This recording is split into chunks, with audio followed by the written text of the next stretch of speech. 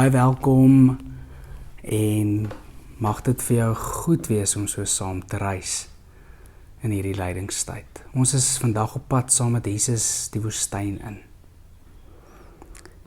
Jesus word versoek, maar voordat hy versoek word en die woestyn ingelei word, is daar hierdie wonderlike gebeure waar hy gedoop word in die Jordaan en hierdie wonderlike gebeure van die hemele wat oopskeer, hier stem die hemel en die duif wat op hom neerdaal.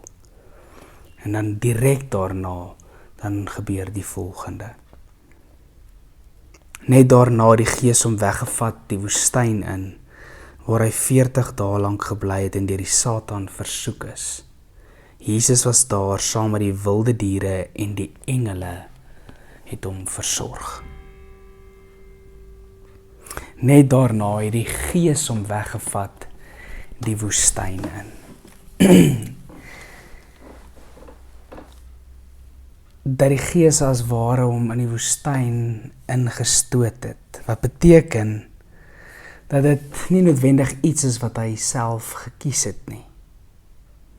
Waarskynlik nie regtig kans gesien of lus gehad vir hierdie eensame ontberings tussen die wilde diere en die engele wat hom versorg het. Dat hierdie ervaring hom nou in die gesig staar. Wat hier gebeur is eintlik baie vreemd,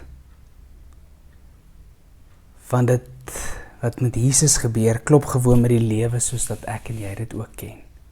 Dit is baie daagliks ewe skielik in 'n woestyn ingestoot word, onverwags, onbepland, maar met realiteit van diep pyn en groot ontwrigting.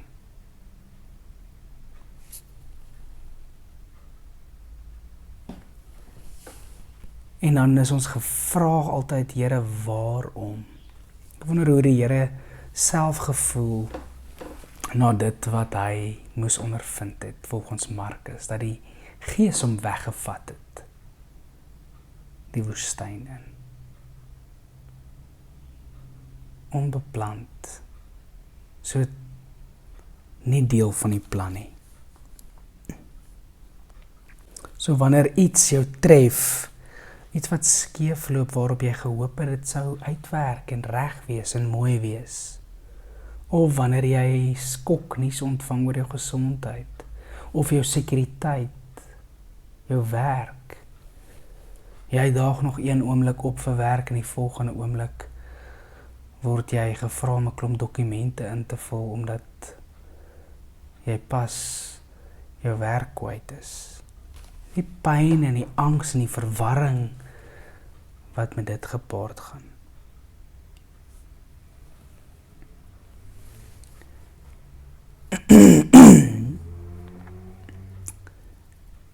En hoe dat die Here uiteindelik, hoe daar net in hierdie gebeure self troos lê.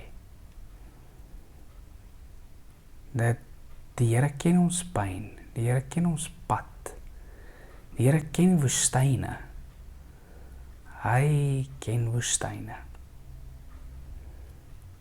Dit is vir altyd die aangrypende woorde. Ek onthou baie jare terug as 'n student daar by Tikkies, waar Prof Malan Nel vir ons wonderbaarlik vertel het van 'n krisis in sy lewe. En hoe sy eie seun na hom toe gekom het en vir hom gesê het, laat ons nie vir die een wat vir ons is, van hom die vyand maak nie. Dat die Here Jesus self hierdie woestynpad ken.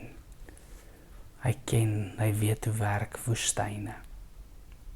En daarom, as jy in die woestyn beland, is jou beste plek om sy teenwoordigheid op te soek, omdat hy woestyne ken. Maar meer nog, omdat hy jou woestyn ken, jou omstandighede verstaan en dit begryp, en teenwoordig is in jou midde. Mag jy die Here se skadu en sy nabyheid ook beleef. Here, baie dankie vir u trou, dankie vir U wat ons woestyne ken. En dankie Here, dat U ons ook in ons woestyne nooit alleen los nie. Amen. Seën vir jou, ons gesels weer, mooi bly.